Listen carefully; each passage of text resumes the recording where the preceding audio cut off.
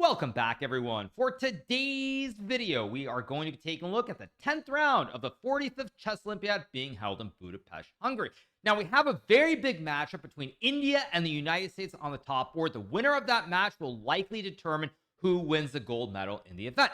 But before we take a look at that game, we're going to take a look at the game of the five-time world champion, Magnus Carlsen, who represents Norway, playing against Ivan Skitko, I believe. There's another way to pronounce it, but I won't say it, from Moldova. Now, Magnus suffered a brutal loss yesterday against Vladimir Fedoseev from Slovenia, so let's see if he can bounce back. All right, Magnus with the white pieces against Ivan, and the game starts out with the move d4. After d4, we get the move d5. Magnus plays knight f3, knight f6, and now we get the move e3. We have bishop f5 being played, c4, c6, and now we have transposed into the classic semi-Slav defense. Normally, the way you get this position is after knight f3, knight f6, c4, c6. White can play the move e3 here, and after bishop f5, this is a very well-known position. So we transpose into this position after c6. We get knight c3, e6 is played here to guard the pawn on d5, but also open up the diagonal for the dark square b. Magnus plays move knight h4. We get bishop e4, f3, bishop g6, and now Magnus plays move queen b3. Here we get queen c7 being played, and we have the move bishop d2. All this is pretty standard mainline theory, by the way. What white wants to do is, in the long term, trade the knight for this bishop on the light squares and maybe castle the king to the queen side. Here we have this enterprise move a5 played. Now, this is a move that I believe has been recommended by none other than Niels Grandelius from Sweden. It's a move that's very sharp and aggressive, but it does potentially create some weaknesses on the queen side for black, because one thing you sometimes want to consider here is playing something like knight d7, takes, castles, and castling your king to the queen side. Now, when you play a5, those ideas with castling simply are not available anymore. So Magnus trades on d5. We get knight takes d5, and we have the move g3 being played. This is a logical move from Magnus. Basically, what he does is he still wants to trade the knight for the bishop on g6, but when he trades the knight for the bishop, if you look here, the pawn on h2 is a big weakness, but when he gets the pawn on g3, now if black plays a move like rook a7 and you take, the pawns are very solid on the king side. So after g3, we get the move knight d7, we have e4, knight c3, bc3, and now we get the move b5.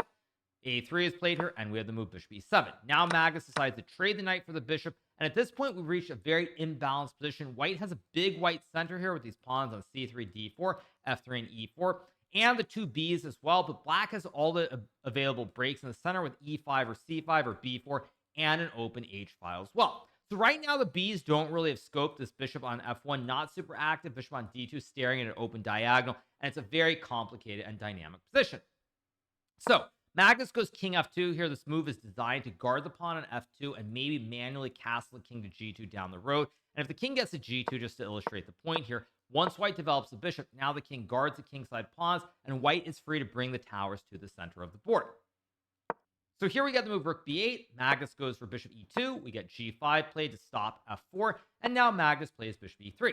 Here we get the move knight b6, king g2, and Ivan plays king f8. And now Magnus goes for the move rook hf1. Now white is very slightly better. It's nothing super special. But the big issue for black is how do you proceed to try and keep dynamic play alive? Now you'll notice that in this position, black would love to go for something like c5. But due to the placement of the bishop and b's, I should say, and the queen, after rook a b1 here, there's massive pressure towards the pawn on b5 as well as other dark square diagonal, and black is simply behind. So Ivan plays the move king g8, and now we get the move rook f2. This is a prophylactic move designed to maybe play rook a f1, because what Magnus wants to do here is play f4 and open up the f file if he can. We get the move knight d7, and this is the start of going the wrong direction. And this really sort of shows why Magnus is such a great chess player, because when his opponents don't have plans and it's about maneuvering pieces, Magnus is simply much better at this. Now, the computer wants black to play a4 here, fixing the weakness on a3. And after white goes queen a2, now playing the move e5 here, trying to stop white from going f4. Very complicated position, but because black always has his grip on the light squares on the queen side, computer thinks that black is relatively okay. Instead, Ivan goes knight d7, and now Magnus plays this move f4. And all of a sudden, out of nowhere, black is in a world of hurt. White is going to play f5 here, or play rook f1 with a big pressure towards the king. If black can't do something instantly, the two Bs in conjunction with a big white center and the double stack on the f-file are going to overwhelm black. Now, you will notice the bar already gives white a very significant advantage, and black is in serious trouble. So Ivan takes, Magnus plays bishop takes, we get the move bishop d6, and now Magnus plays move e5. Now, this move shows great understanding from Magnus because you might be worried that after bishop e7, what black now could put the knight on d5 or c4 very quickly. But the big issue here for Ivan is that there are problems on the diagonal, and this double stack is simply going to be crushing. Magnus could have, of course, played a move like bishop e3, followed by rook f1 with a nice advantage, but e5 is, in fact, the best move. We have bishop e7, and now we have the move bishop g4 here. Rook f1 also is good, by the way, but after bishop g4, the idea here is to sack the bishop. Let's say you go rook b7, you sack the bishop here, you take, you check the king, hit the bishop. If king h7, you take the bishop, and you have 2 extra pawns. And if black goes king f8, now you have the move bishop g5, creating the classic fossil where you check the king, and you win this bishop on e7. So Ivan goes for a4. We get queen to a2. Magnus obviously wants to keep the queen on this diagonal. And now we have the move knight f8. Here, Magnus plays rook a f1. And at this point, the game is basically over because black has no counterplay whatsoever.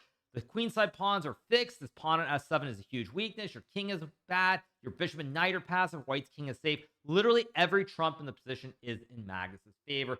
And there's no chance of him messing up. So we get rook h7. h4 is played here. The reasoning behind rook h7, of course, if white moves the bishop, you go g6 here to avoid losing the pawn on f7. Here, Magnus goes to h4 to stop black from playing g5. Another very nice move, by the way, because one long-term plan that black might have is to go g5 followed by knight g6. And after h4, now you can no longer go g5. You lose the pawn. And without g5, your knight is very, very passive. We get the move queen d8. Now we have bishop e3 being played. And here, Ivan goes for g5 out of desperation. Magnus now plays this brutal move h5 here, locking this knight in on f8. There's no jump to g6. There's massive pressure on the f-file, and positionally, black is just getting crushed. Ivan plays queen d5, and now Magnus plays bishop f3. He does not trade the queens, by the way. If you trade, suddenly your pawn on a3 is weak, and your pawn on c3 as well. With the 2 weaknesses on the queen side here, black maybe, just maybe, can find a way to save the game. Instead, we get bishop f3. Ivan trades the queens, but now you have this huge problem with the weaknesses. All these pawns on the queen side, the very passive knight that can't jump, and it's all but over. We get rook c8. Magnus plays g4 here, guarding the pawn on h5, so now the bishop is free to go on other diagonals without the pawn being captured. Ivan goes f5, and now Magnus plays end peasant with pawn takes pawn. Ivan takes, and Magnus plays move bishop to e4, attacking the rook and the bishop at the same time. Ivan plays rook h6, and now we get to move rook a f2. And now with these 2 Bs on the perfect diagonals combined with a double stack on the f-file once again, this also, of course, is a double wooden shield as well, just to point it out for anybody who didn't already notice it. White is completely winning. So Ivan goes king g7. Magnus plays move king g3. And here we get this move rook c7.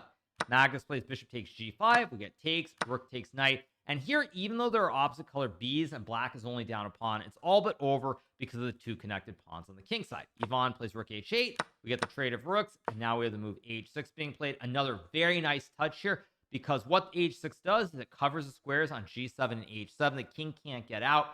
And now if you take the pawn, there's rook to h1, pinning the b. If you go rook h7, I simply take the rook. And if you go king g7, now I have g5, attacking the b again. If you don't move it, you simply lose the game. And if you take the pawn, now there's rook to h7 check, hitting the king.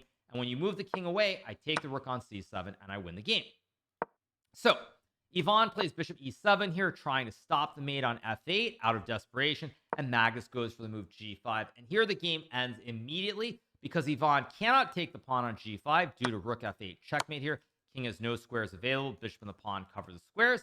And if you don't take the pawn, if you go bishop a3, which is the other move, I go g6 here. And after bishop d6, king g4, let's just say a3, trying to push the pawn.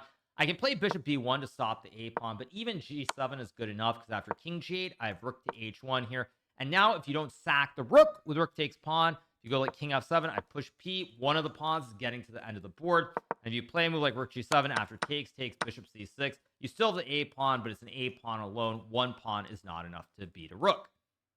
So after g5, Ivan Skitko resigns the game. Magnus Carlsen gets a very, very nice victory to sort of solidify his event. He's only losing 1 point, but it's really good to see him bounce back after that tough loss yesterday.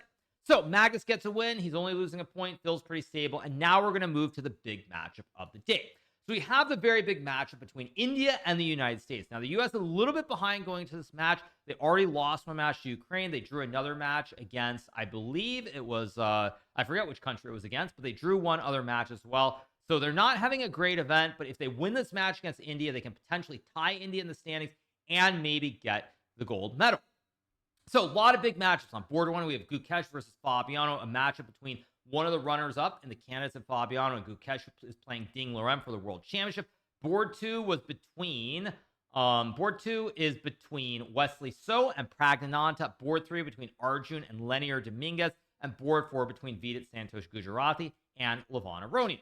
So to set the stage going to this match, even scores, a lot of even matchups, and let's take a look at the Gukesh game. So this game starts out with D4. We get knight f6, c4, e6, g3. This is, of course, the classic Catalan system where white plays for g3 and bishop g2. Worth pointing out that in Norway chess, Pragnananta did beat Fabiano in the system with the white pieces, so it's not a huge surprise that we get it once again. Here we have d5, bishop g2, and now Fabiano plays the move knight c6.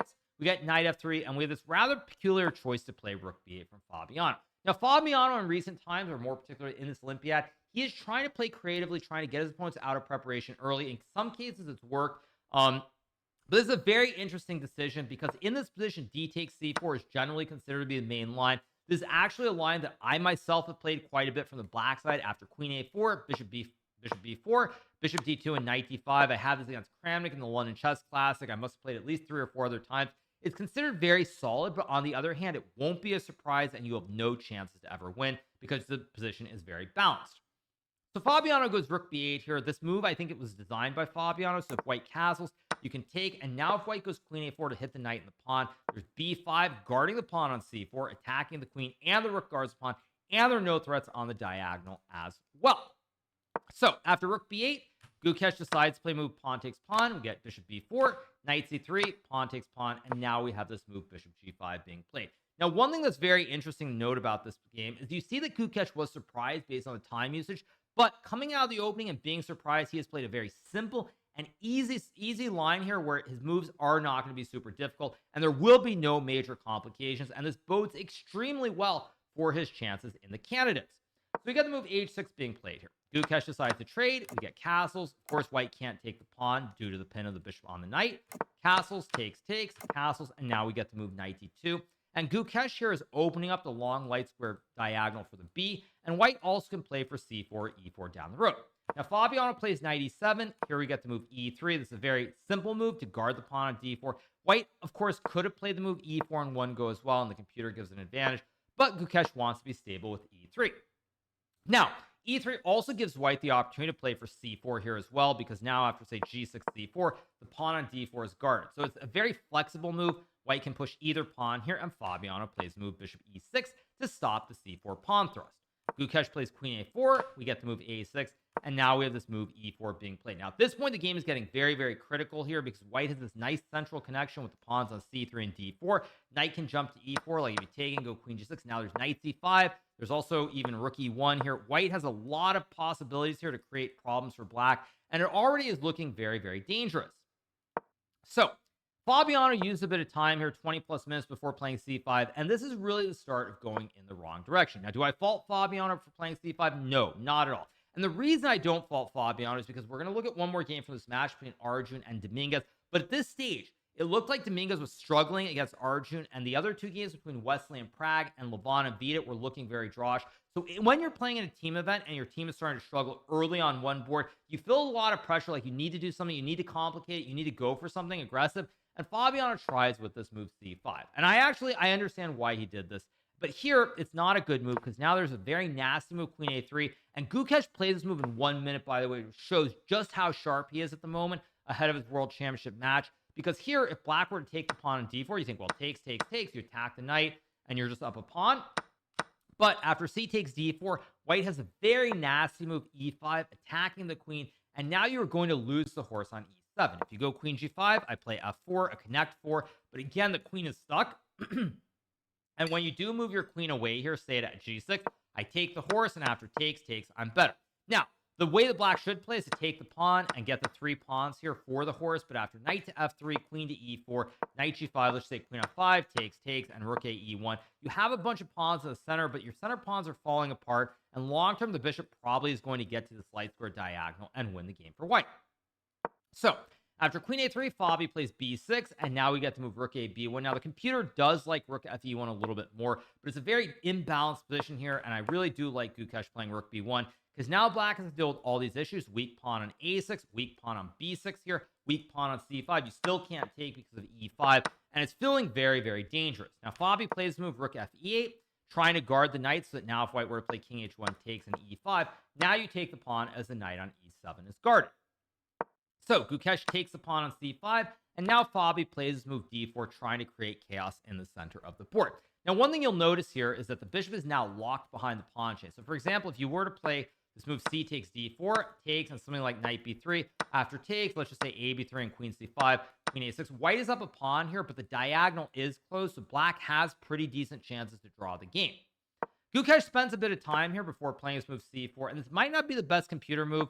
Computer actually thinks after rook b6, takes, and knight b3, white is close to winning with the extra pass pawn on the b file. But in a human practice, it's easily understandable that you're worried about the c pawn going down the board, and so Gukesh plays c4 instead, avoiding hanging the pawn on c3. Now Fabiano goes queen g5, attacking the knight and the pawn at the same time, and we get the move rook d1. Fabi takes, and material has evened out here. But there is one problem, which is that now white can play the move f4, and all of a sudden you have these weak pawns on c5 and a6. White is pushing p in the center of the board to restrict the black pieces, and it's going downhill. Fabi plays move queen h5. We get f5 being played. Now, this is a very thematic move here because the knight guards the pawn. And once we get the trade of the rooks in this position, if black were to play bishop c8, for example, white can go knight f3 in this poor light square b. It has no scope on any of the diagonals whatsoever here. You have a weak pawn on c5, and positionally, the game is lost.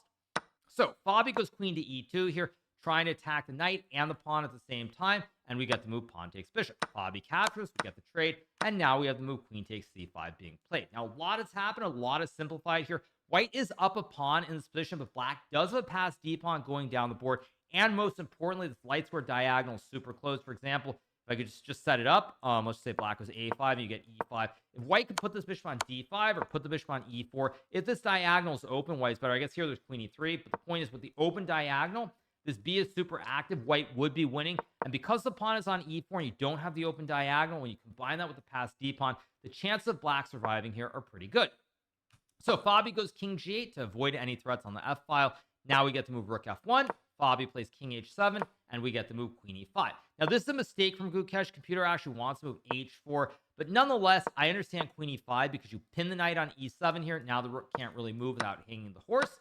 But that being said, it's still not a great move because black can play queen e3, king h1, and now d3. Starting to push p with a pawn coming down to d2 and d1. It suddenly looks like Gukesh has messed it up, and Fabiano is going to get a miracle save in this game, even though he's been struggling for quite a while. Here, Gukesh plays bishop h3, realizing that with the pawn on e4 blocking the b, he needs to activate on this diagonal instead. Fabi plays d2, we get bishop g4, and here we have the big mistake of the game from Fabiano when he plays this move queen to d3. Actually, I shouldn't say this move, it's going to be the next move, but this is the start of missing the drawing plan. Now, the drawing plan here for Fabiano is to play rook d8, sacking the knight, because if white takes the knight, you can promote the pawn to a queen. If white takes with the rook, after takes, in this position, queen e1, king g2 takes. Due to the weak king on g2, all these loose pawns on c4, e4, and a2, even though white is up 2 pawns here, white cannot win the game. Fabiano, actually, the other point I want to point out is that here, if white were to take with a bishop, black can sack the rook with rook takes bishop, and after takes, queen f3, it checks the king, hits the rook, and now it's an even easier draw here because you start checking the king all over the board here. Actually, not check, sorry. Here you take on c4, a2 is weak, queen f1 is in play, queen e2, and white is just not going to win the game. Alas, Fabiano plays queen d3, we get king g2, and now we have the move queen takes c4, we get a4 here, and Fabiano plays move queen c6. Now, Fabiano is still trying desperately to hang on here. Computer is giving white a very tiny advantage, but it's nothing too dangerous. We get queen d4, Fabi plays queen g6, and this is the mistake of the game. Now, I don't fault Fabiano. Knight g6 is the best move here, but it's almost an impossible move to play, in my opinion, because you think there's bishop f5, guarding the pawn, pinning the knight, and creating the classic wooden shield, and now you think you're going to lose the pawn on d2. But after queen c2, guarding the pawn and threatening to promote and create the classic fossil, let's say white were to play the move king h3, now you can play rook f8, attacking the bishop here. You also are offering to sack the rook, because after takes, white can take the rook, but now you get a queen and win the game. Now, is it realistic to find this? No, I don't think so at all. Also, you figure there's something bad is going to happen here. Intuitively, it's just not a move that you can find. And with such limited time, Fabiano does miss it. He ends up playing this move Queen G6 instead. And now after Rook to F4 here, which is played by Gukesh with 30 seconds on the clock, Black is in all kinds of trouble. You're losing the pawn on D2. The Rook on F4 guards the bishop and the pawn in the center of the board. And now it's pretty much over. Now, this is a move that also, I would say, speaking of the World Championship, speaks to how good Gukesh's chances are and how sharp he is. Because one of the big knocks on Gukesh's game has been that when he gets low on time, he's not as much of an intuitive player as a lot of other guys, and he will make mistakes. But he spots this move Rook F4, which is the best move, and now he is in all kinds of and now Fabiano's in all kinds of trouble. Fabiano plays Queen G5. We get H4, nice move attacking the queen here. Fabi goes back. If he were to play Queen A5 here, guarding the pawn on D2, now White creates the kebab with Rook F7, hitting the knight and threatening mate on G7, and it's simply GG on the spot. If you go Rook G8, I take the horse, the pawn can't queen, and with this extra B, White wins. So Fabi goes Queen G6. Now we get the move Queen takes pawn, and Fabiano plays Rook B8. At this point, White is simply up the central pawn, and it's a matter of technique. And Gukesh does not give Fabiano a chance. He plays Queen D7, attacking the knight. Fabi plays H5. We got Bishop to E6 here, and this knight is just very, very sad. If you ever move it away, I have Bishop F5, pinning the queen and winning the game. And if you play a move like Queen to E8 here, for example, White can simply trade and go Bishop F7, winning the pawn. So Fabi plays Rook B6. We get Bishop to F7. Queen D6 is played, trying to guard the knight and trade the queens. We get the trade, and now Gukesh plays Bishop takes H5. Here, White has two extra pawns now, 2v1 on the king side, the extra pawn in the center. We have the move Knight C6 being played. We get Bishop to E2, A5, and now we have the move Bishop B5, Knight E5, and after Rook to F5, Rook E6, and King to F2, Fabiano Caruana resigns this position. He's down two pawns here on the king side, extra pawn at E4 and G3, and at this point, it's simply too much to deal with. So Gukesh gets an epically big win here against Fabiano. I don't know if he passes Fabiano with this win in terms of rating, but Gukesh is really showing why he is 100% the clear favorite in the upcoming World Championship match against Ding Liren, because he is doing everything right. He is firing on all cylinders, finding Rook F4 30 seconds, the technique, the tactics, the endgame against Wei Yi the other day. He is looking like a very, very formidable player and looking like the next world champion, in my opinion. All right, so Gukesh wins this game, so you're figuring India is well on track to win the match. Alas, they are not, because on board 2, Wesley So, representing the U.S., defeats Pragnananda with the white pieces to tie the match at 1. Board 4 between Aroni and Vida will end in a draw. So it all comes down to the game on board number 3 between Arjun Erigaisi, who is streaking in this tournament. He's gaining something like 20 points already. He is just on absolute fire, approaching 2,800, and he's playing with a white piece against a long-time 2750 elite player, Lenier Dominguez. So Arjun plays D4. We get to move D5, C4, C6, Slav defense, Knight F3, Knight F6, Knight C3, and now Dominguez plays this move A6. Now this is what is known as the Chebanenko, or the chameleon variation of the Slav defense, the line that I actually played many years ago, and it's very, very sharp. Arjun plays C5 here. We get the move B6, takes, Knight D7, and now we have the move A3. Sorry, I said takes, but he doesn't take right away. And we get to move A3. Now, Black could obviously take on B6 instantly as well, but there's no need to, because no matter what White does, this pawn is still going to fall. We get to move A3, Queen B6, and now Arjun plays Knight to A4, attacking the queen and trying to stop Black from playing C5. Now, what's important to note here is the imbalance in the pawn structure. Black has these 6 pawns here. If Black is able to, say, play a move like C5 and get a very specific structure here, where he gets his pawn on E6 and he has the 5 connected pawns, Black is actually doing very well in this structure, because White has 4 connected, but he has the 2 pawns on the edge of the board. So already here we're in a big positional struggle, because what White is trying to do is stop Black from opening up the center of the board. And if White can stop that, White can get a big positional trump. We get Queen C7. Arjun plays the move G3. And what's amazing about this is that, once again, Arjun is in his preparation. Now, Arjun played E4 the other day, but to be in his prep like this really shows just how hard he's studying and how dangerous he is as a player, because Dominguez is not somebody who has played the Slav very often. Now, on the flip side of the coin, I think that Dominguez playing the Slav defense was a mistake, because the Slav defense has been played by all the players on the Indian team. In fact, the reason I know this is when I played in the candidates back in April in Toronto, I did notice that Prag and Vida have both played the Slav. Arjun has played the Slav a lot from the Black side, and so has Gukesh as well. I don't think he's played it that much, but all of them played the Slavs. From that standpoint, I think it was a mistake to play this from Dominguez. I would have liked to have seen something a little bit more stable like a Nimzo Indian, but he goes for this. So We get this position after knight a4, queen c7. Arjun plays g3. We get e6, bishop f4, bishop d6, and now we have the move e3. Once again, this game is going to come down to a positional struggle over the c5 and the e5 squares, because currently black has a very bad light square b. It's walled in by all of these pawns here. There really is no scope in this position, so black will have to be very active to release the b. We get a5, Arjun plays rook c1, we get castles, queen c2, and now we have the move bishop b7. Arjun plays the move bishop d3, and now we get to move h6, castles, and here we have rook fe8. Now again, if black can get c5 or e5, then black is doing very well, but white is trying very hard to grip all of these squares with the bishop and the knights and the pawns. Now, probably think black could also take here, and black could, but after e takes f4, you never can push e5 now, and white still grips the c5 square, so white is much better. We get rook fe8, Arjun plays rook fd1, and here Dominguez decides to try and blast open the center with this move e5. Arjun trades, and now he goes knight d4 here, trying to put more pressure on this pawn on c6. You already have the double stack. When you combine that with the knight and the b on this diagonal, it's looking very scary. Now, Dominguez here decides to play knight takes bishop. We got bishop takes bishop, queen takes, and rook takes d3. Now, at this point, when I was doing my live coverage on my Kick channel, I was feeling very worried about this position for Dominguez here, because the computer really gives only one way for black to potentially survive, and it's simply not very human. Now, one thing to say about Leonard Dominguez is I believe he is 41 or 42 years old. He's not as tactically sharp as he once was. He actually missed a critical win yesterday against Shugarov in the opening from Hungary. He was able to win anyway off of technique later on in endgame, but he hasn't been as sharp tactically as he once was. But this is a big match, a lot on the line, and Dominguez actually finds the best response with bishop a6, rook b3, and he sacks the pawn on c6 with the move knight d7. Now, this is the absolute best line the computer recommends, and it's quite wild that he spots the tactics. You're probably thinking, well, just take a pawn. Whites have a pawn and winning. But here you can do a Botez gambit, except it is a good Botez gambit. Because after rook a c8, you sack the queen on d6, but you win the rook on c1, and after king g2, there's a beautiful line with check.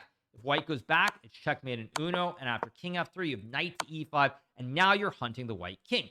Now, as we saw in the Magnus Carlsen game yesterday, if the king is in the center of the board, bad things can happen.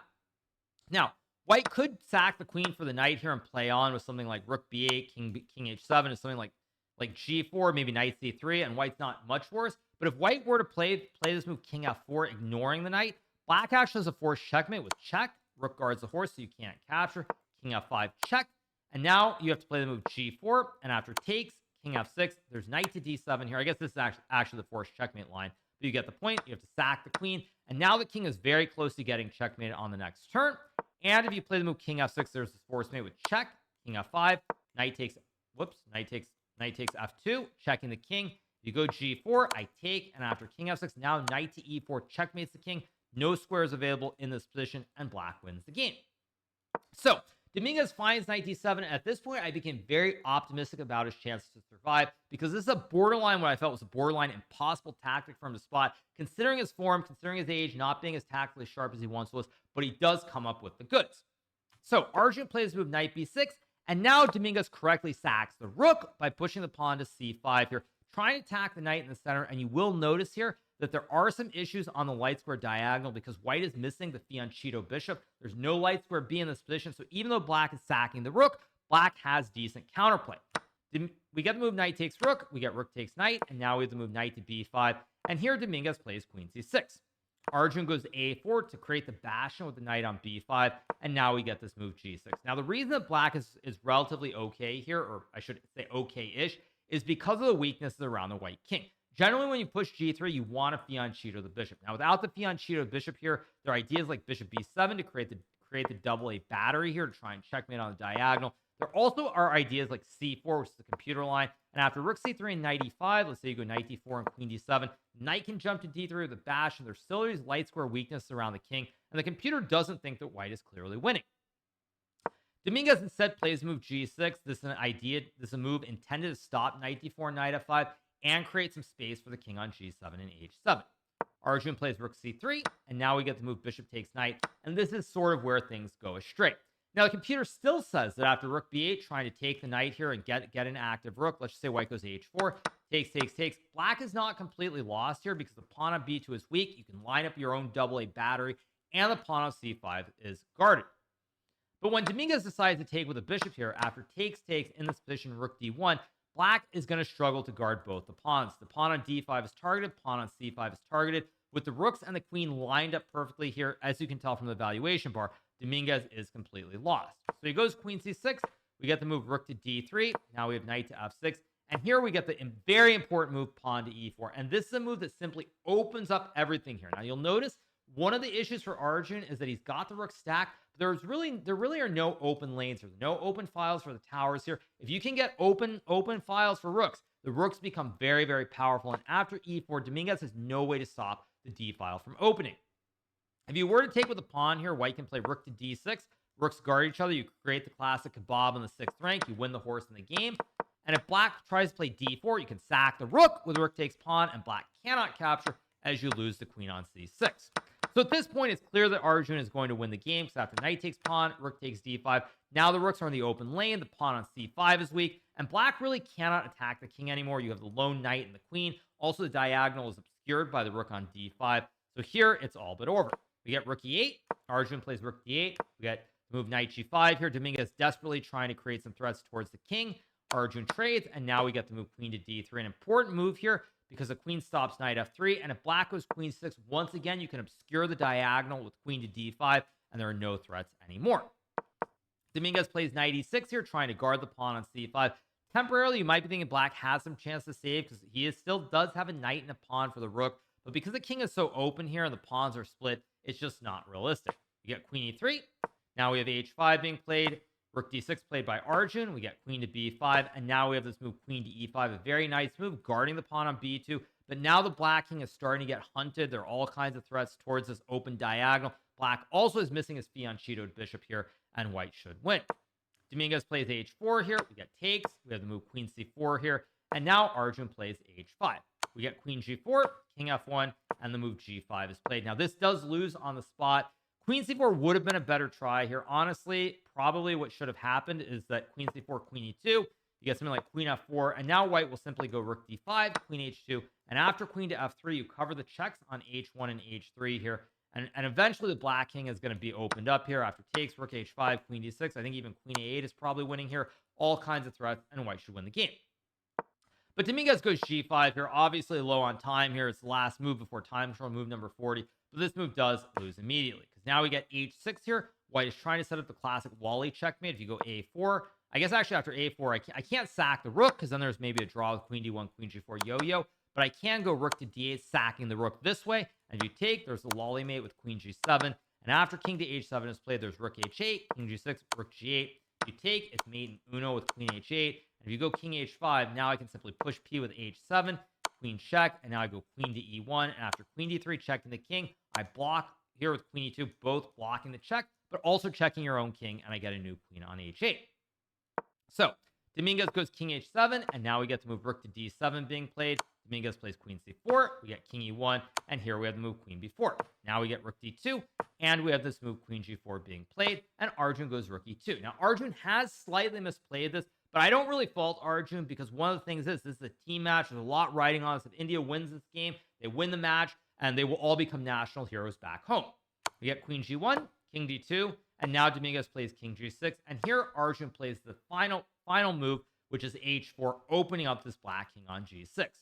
We get the move pawn takes pawn. Arjun plays queen e4. We get takes, queen takes h4, king g6, and now Arjun plays move queen g3, forcing the queens off the board. And after this move is played, the tower is going to run over to the queen side. Maybe even the king can run over, and it's all but lost for the U.S. We get the trade. Dominguez goes king g5. We get rook e3, king g4. Now we have king to e2. White wants to run the king to f2 to guard, and then use this rook on the queen side to win the pawns.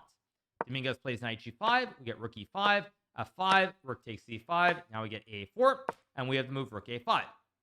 Here, Dominguez plays knight h3. Worth pointing out that if Dominguez were to play knight e4, we get something very similar to the game where after takes, white can sack the rook, and after king e3, king g4 takes, king g5, you go here, block, and now after the king comes up, now you start pushing the pawn up the board. The pawn is simply too fast. It gets through and becomes a queen.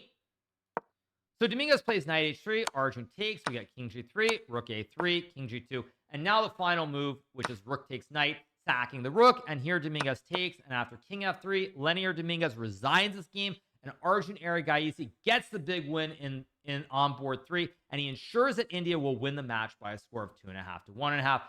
Same line occurs, by the way, here. Eventually, you just keep pushing the king up, and now the king is too far away. You push the pawn through, and white gets the queen, so that's why he resigns after king f3.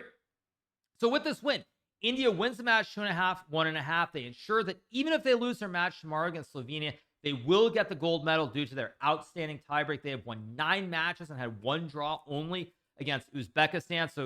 So India is simply playing out of their minds. Everybody is playing great. Arjun, Gukesh, Prag had a bad day today, but overall, they're showing why they are going to be a force to be reckoned with in the future for chess. I would say over the next 20 years, it's very hard to envision a world where one, if not both Gukesh and Arjun are competing for the world championship. It just shows that India has arrived on the scene. I mean, I guess arrived is wrong because there was this guy, Vishy Anand, who was very good for many years, but it is truly incredible to see the impact that Vishy has had on Indian chess. All these juniors who are now rising through the ranks, some of them might even supersede Vishy's accomplishments when their careers are over. But to see the man, the myth, and the legend, everything that has happened with chess in India because of him is incredible. And this will also be the first time that India wins the gold medal in the men's section. Maybe they'll win in the women's as well, but first time in history they will win the men's section. And it's a very well-deserved victory with these rising juniors who are simply out of this world good, and they are going to be ushering the new age of chess. So, on that note, I hope you guys have enjoyed this recap from the 10th round of the 45th Chess Olympiad being held in Budapest, Hungary. If you're not subscribed to the channel yet, make sure that you smash that subscribe button below. And we'll be back maybe with a recap tomorrow, the final round. But at any rate, India is going to win the gold. So it's very, very hype. Hope you guys enjoyed it. Have a great rest of your day. I'll see you soon. Keep it real. Bye.